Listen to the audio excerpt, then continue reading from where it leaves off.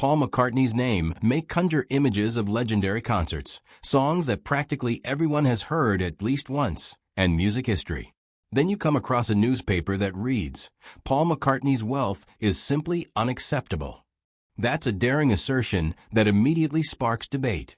In order to understand why people feel this way, how Paul McCartney became so wealthy, and what this argument is actually about beneath the surface, stay tuned until the very end.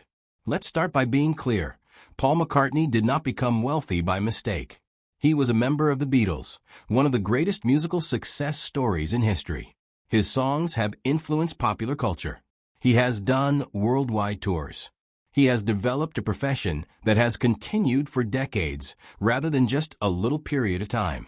Money can flow from a variety of sources for a considerable amount of time after your job reaches that level. Record sales, streaming, radio play, live performances, and business agreements related to music rights fall under this category. A significant portion of music revenue comes from more than just singing on stage, something that many people are unaware of. Ownership is involved. It's being published. It's rights. Owning the rights to a music allows you to profit from it repeatedly as it is performed and utilized. Additionally, Paul McCartney has access to enormous song collections over the years, which might be quite profitable. And there's touring. It's a big affair when Paul McCartney performs. There are enormous audiences for this enormous production. Major stadiums, merchandise, and tickets can generate enormous revenue. Those tours can quickly pile expensive, and people pay because they want that experience. What makes it unacceptable, then? This is where things start to get serious.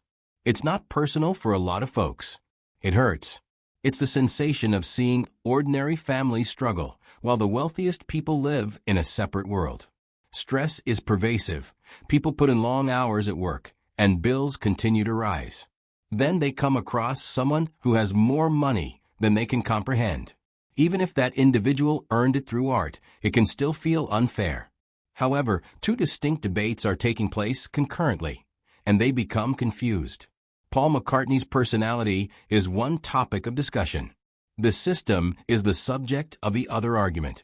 It's simple to point to a well-known person and say, "This is a problem," when you're upset with the system. In actuality, though, Paul McCartney is just one illustration of a larger problem: how the world heavily rewards those at the top. Let's now address the crucial question. Is Paul McCartney's fortune unacceptable? Some argue that since no one was coerced, people made the decision to purchase the music and attend concerts. They claim that Paul McCartney produced value and was compensated. Some respond yes, arguing that there ought to be a limit and that nobody should have so much while others are unable to pay for necessities. The crucial issue is that both sides frequently talk over one another. One side talks about success and hard work. The opposing viewpoint discusses balance and fairness. They are both sentimental. For those who utter them, both seem authentic. What Paul McCartney does with his wealth and power is another aspect that receives insufficient attention. Paul McCartney is well known for advocating for causes such as vegetarianism and animal rights, and he has publicly discussed ideals that are important to him. Some acknowledge this and remark, "At least he uses his voice for something." That's not enough, say others. The system still needs to be altered. And that's where this discussion should end. Disliking a particular well-known musician is not the reason to change the system. It concerns how money flows through society, how taxes are administered, how workers are safeguarded, and how those at the bottom receive assistance. The system was not created by Paul McCartney. Inside it, he was successful. And it takes more than one individual to create a world that feels equitable. However, it's equally acceptable to feel uneasy about excessive wealth. You can be a fan of Paul McCartney's music and still think that there should be more harmony in the world. You might appreciate his talent and still believe that no one should be able to make that much money when others are struggling. These two ideas can coexist.